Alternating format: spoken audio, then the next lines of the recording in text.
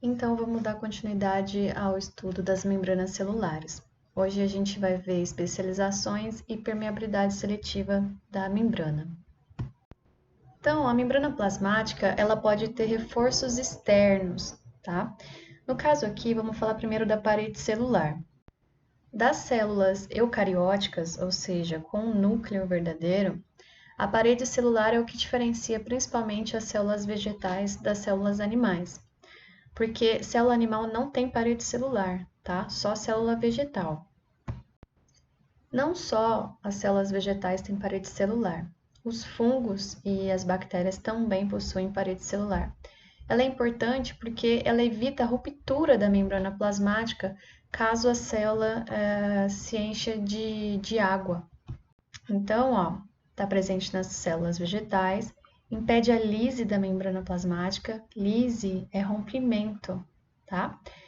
Ela é formada por celulose, então ela é formada por um carboidrato, associada à lignina.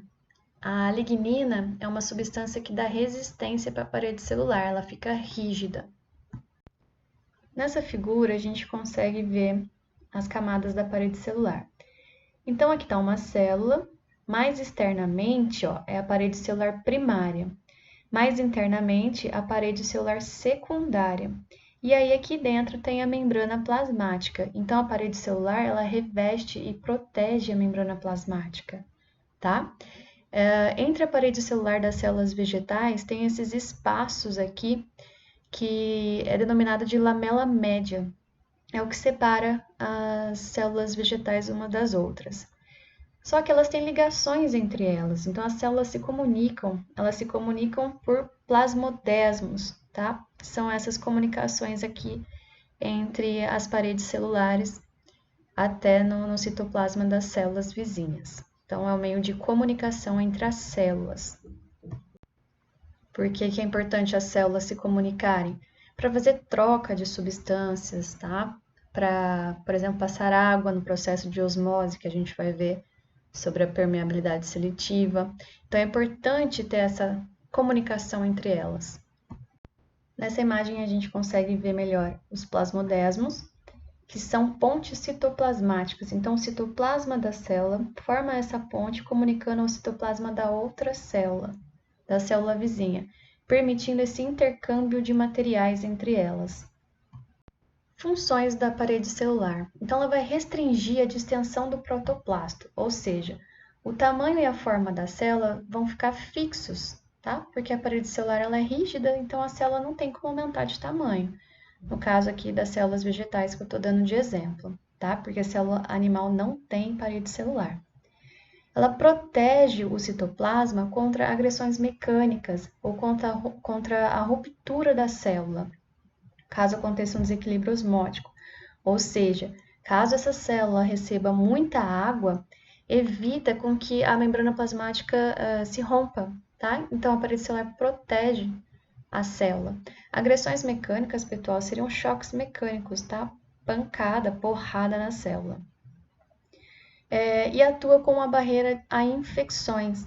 Então, protege as células contra fungos e outros organismos que podem causar doenças nas plantas. Outro reforço externo aí de membranas plasmáticas, o glicocálix. O glicocálix ele é a cobertura da superfície externa das células, tá? Então aqui está a camada lipídica, né, de fosfolipídios. Em cima estão os glicocálix. Eles são constituídos de quê? De glicoproteínas, glicolipídios, proteoglicanos e proteínas, tá? Então, são essas extensões aqui. O glicocálix é muito importante também para reconhecimento celular, tá? Então, eles ficam aqui em cima da bicamada lipídica da membrana. Não só para reconhecimento celular, as funções aí, proteção dessa bicamada lipídica, adesão celular, reconhecimento celular, né, que eu falei, e retenção de nutrientes e enzimas. Especializações da membrana. Então, a membrana ela pode se especializar em microvilosidades, interdigitações e desmossomos. Essas microvilosidades essas daqui, elas são encontradas principalmente em superfícies de absorção. Por exemplo, as nossas células do intestino, elas possuem microvelocidades. Por quê? Essas microvelocidades, elas auxiliam e potencializam a absorção da digestão dos nossos alimentos no intestino. Então, a gente absorve os nutrientes e eles entram nas células. Essas interdigitações, elas formam como se fosse um quebra-cabeça. Uma célula se encaixa na outra, então a aderência permite uma melhor aderência entre as células vizinhas, as células adjacentes, tá? Elas se ligam como se fosse quebra-cabeça mesmo, ficando bem coesas. Os desmossomos também é para adesão celular da membrana. É um prolongamento, uma expansão da membrana plasmática. É também para melhorar a aderência entre as células adjacentes, as células vizinhas. Para a gente falar agora de permeabilidade da membrana plasmática, é importante que vocês lembrem o que é solvente, soluto e solução. Então, solvente é o líquido onde nós vamos dissolver um soluto, tá? No caso aqui, a água. O soluto é o que você quer dissolver. E aqui na solução você já tem o solvente mais o soluto, tá? Bom, agora a gente vai diferenciar uma solução hipertônica, uma hipotônica e isotônica. As bolinhas azuis é o solvente e as vermelhas o soluto, tá? Então, nessa primeira situação aqui é uma solução hipertônica. Hiper quer dizer muito, então ela tá com muito soluto. Tá vendo que tem mais bolinhas vermelhas do que azuis? Então, tem muito soluto nessa solução, então ela é uma solução hipertônica. Já que nesse caso, é uma solução hipotônica. Se é hipo é pouco, então tem pouco soluto. Tá vendo que tem mais bolinhas azuis, que é o solvente, do que bolinhas vermelhas, que é o soluto. Então, aqui é uma solução hipotônica. No último caso, é uma solução isotônica. Iso quer dizer igual, então eu tenho a mesma quantidade de soluto e solvente, é uma solução equilibrada. E as células, elas tendem a ficar em equilíbrio com o meio que elas estão. Então, tem que estar em meio isotônico. Os tipos de transporte pela membrana que nós vamos estudar. Transporte passivo. Os transportes passivos que nós vamos ver é difusão simples, facilitada e osmose. No transporte passivo, pessoal, ocorre a passagem de substâncias de um meio mais concentrado para um meio menos concentrado, tá? Para ter um equilíbrio aí. E nesse processo não tem gasto de energia, então ocorre a favor do gradiente de concentração e nós vamos ver esses três tipos então. No transporte ativo, já ocorre gasto energético, tem consumo de energia para que aconteça, tá? Então, a substância ela vai passar de um meio menos concentrado para um meio mais concentrado. Então, ela vai contra o gradiente de concentração. Ou seja, uma célula está cheia de glicose dentro dela. Ela já está cheia de glicose, ela não precisa de mais glicose, mas mesmo assim a glicose vai entrar dentro da célula. Se vai contra o gradiente de concentração, vai ter gasto energético, tá? E os transportes em bloco, nós vamos ver aí endocitose e exocitose, que é meios de englobar partículas para dentro e fora da célula. Primeiro transporte, de transporte passivo, difusão simples. Na difusão simples, acontece a passagem de soluto do meio mais concentrado para o meio menos concentrado, a fim de equilibrar o interior da célula com o exterior da célula, tá? Como ele está indo a favor do gradiente de concentração, ou seja, aqui está mais concentrado, está indo para onde está menos concentrado. Se está indo a favor desse gradiente de concentração, não tem gasto energético, tá? Então, é um transporte passivo, é a difusão simples, é passagem de soluto, por isso que está em negrito, tá? É o soluto que vai passar pela membrana plasmática da célula para equilibrar o interior dela com o exterior, ok? Na difusão facilitada, o próprio nome aí já vai dizer o que acontece, né? Se é facilitada, tem alguém facilitando esse transporte. Quem que facilita o transporte na membrana celular? As proteínas transportadoras, tá? Ou a proteína de canal. Lembra que a proteína de canal, ela só serve como um canal mesmo para a substância passar. Já as transportadoras, elas não são canais, né? Elas se abrem, fecha uma portinha e abre a outra, trazendo a substância para dentro ou para fora da célula, tá? Então, a difusão facilitada. Não tem gasto energético aqui também, pois acontece a favor de um gradiente de concentração, tá? Então, aqui, por exemplo, o espaço intracelular. Como está mostrando, vamos pensar aqui em verde, ó, é o soluto. Tem mais soluto no espaço extracelular do que intracelular. Então, o soluto vai passar do meio mais concentrado para o meio menos concentrado. Então, é a favor do gradiente de concentração. Não tem gasto energético para que aconteça esse transporte.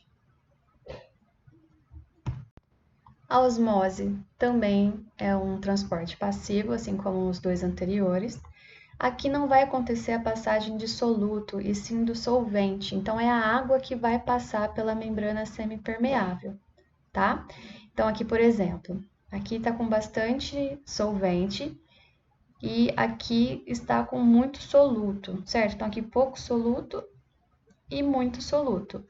A água, ela vai passar para equilibrar os meios. Então, a água vai vir aqui do menos concentrado para o mais concentrado, a fim de equilibrar esses dois meios. Então, essa é a osmose, não é a passagem de soluto, e sim do solvente, da água. Aqui é um exemplo de osmose nas hemácias, que são nossas células sanguíneas. Então, foi colocado aqui numa solução, por exemplo, em B, uma solução hipertônica, foi colocada uma hemácia. Se é hipertônica a solução que ela está aqui dentro desse recipiente, tem muito soluto. Se tem mais soluto nessa solução do que dentro da hemácia, a água tende a sair da hemácia e para esse meio externo para equilibrar. Como a hemácia está perdendo água, ela vai ficar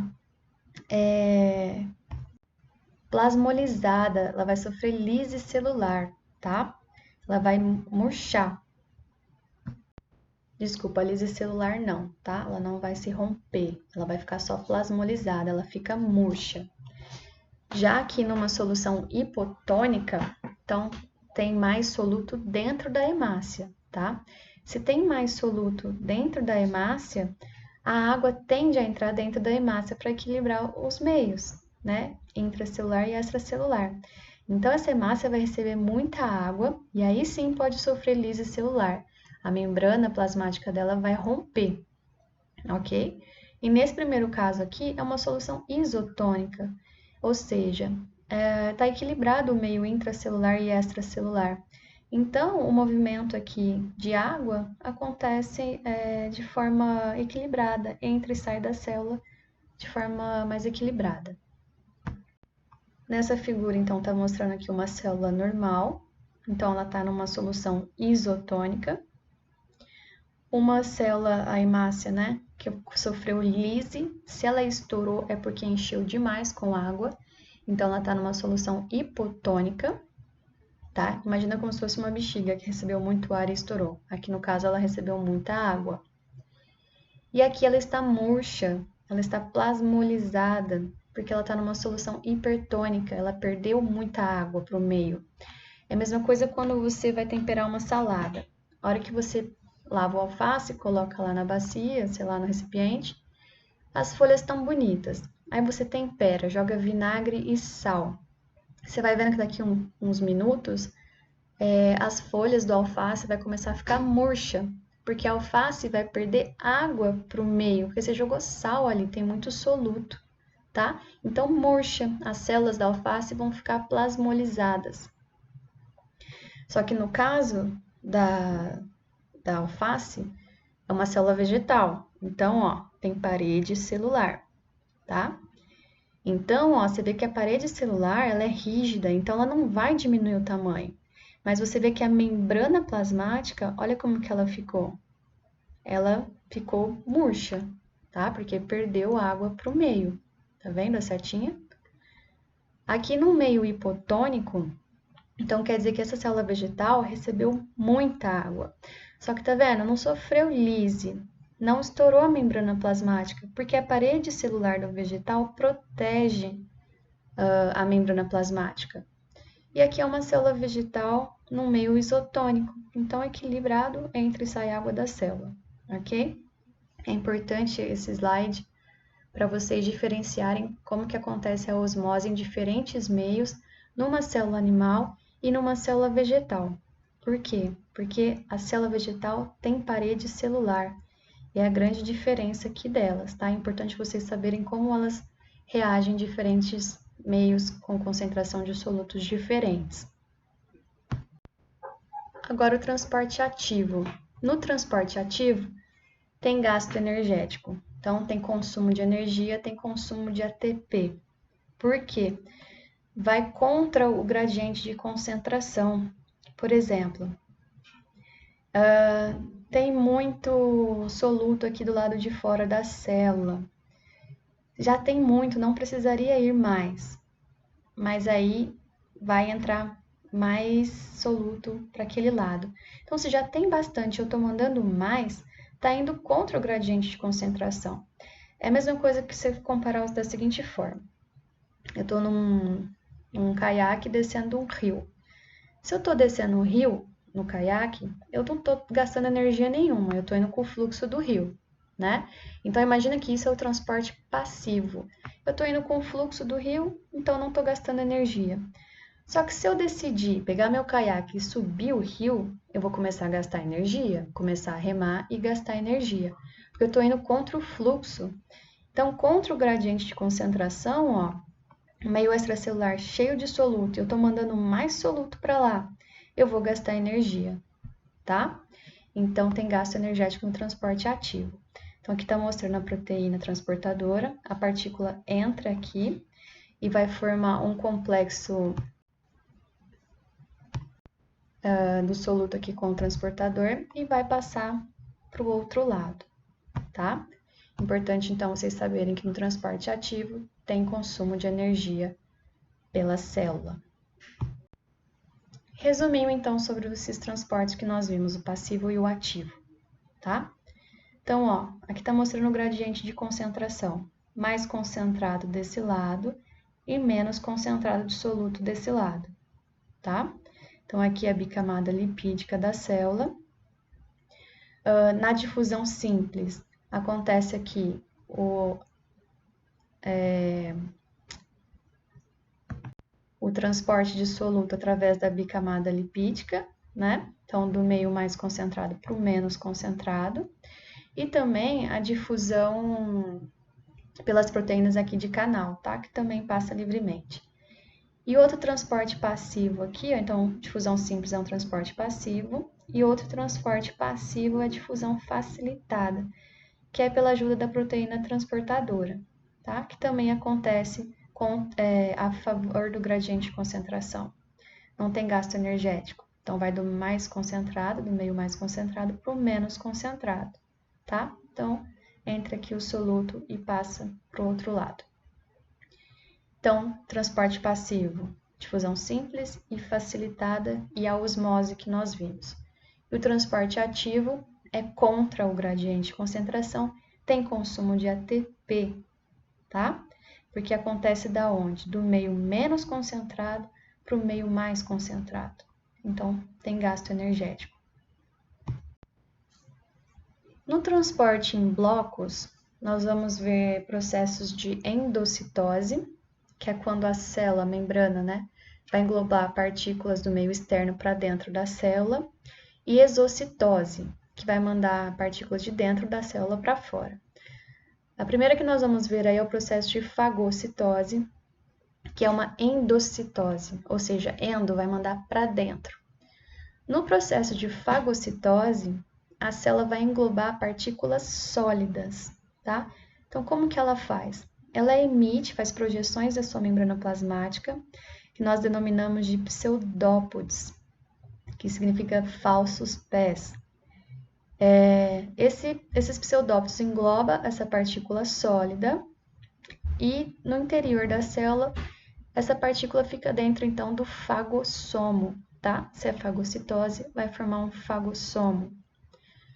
Essa partícula sólida, ela vai ser destruída ou digerida pelos lisossomos, que são organelas responsáveis pela digestão celular. Esses lisossomos vão fundir aqui nesse fagossomo e digerir essa partícula, tá? Alguns protozoários fazem fagossomo para se alimentar, então eles englobam o alimento. E algumas células do nosso corpo, as células de defesa, elas também fagocitam micro-organismos e destroem o micro-organismo, tá? E também faz isso com algumas partículas que precisam ser degradadas no nosso organismo. Outro processo de endocitose, ou seja, vai englobar partículas externas para o interior da célula, é a pinocitose. Só que, ao contrário da fagocitose, na pinocitose não vai ter a projeção dos pseudópodos para englobar essas partículas, e sim vai ter uma invaginação. A membrana plasmática vai invaginar, vai vir para dentro e não para fora, como na fagocitose, tá? Na fagocitose vai ser englobado partículas sólidas. Aqui não, aqui vai ser englobado partículas solúveis. Então a membrana começa a se invaginar, formando então aqui um pinossomo, tá? Então esse pinossomo aqui, os lisossomos também vão se fundir aqui nesse pinossomo para digerir essas partículas. Então, esses dois tipos de transporte em bloco, para trazer partículas de fora para dentro da célula, são chamados de endocitose, né? Então, eu falei da fagocitose e a pinocitose. Agora, o processo contrário, exocitose, é mandar algo que está do lado de dentro da célula para fora da célula, tá? Então, ó, o complexo de Golgi, que é essa organela que tem dentro das células, ela forma vesículas, né? Para excretar substâncias para fora da célula. Então, como que acontece? Isso é um processo de exocitose, tá? Para secretar substâncias para fora da célula. Então, essa vesícula secretora vai se fundir na membrana plasmática da célula, liberando ou excretando o produto para o exterior da célula. Isso aqui acontece em células que têm função secretora, tá? Como as do pâncreas, que secretam insulina e glucagon, que são hormônios para armazenar a glicose ou para colocar a glicose na corrente sanguínea. Então, a aula de hoje foi sobre especializações da membrana celular e dos transportes que acontecem na membrana, tá? Espero que a aula tenha sido esclarecedora e tudo de bom para vocês.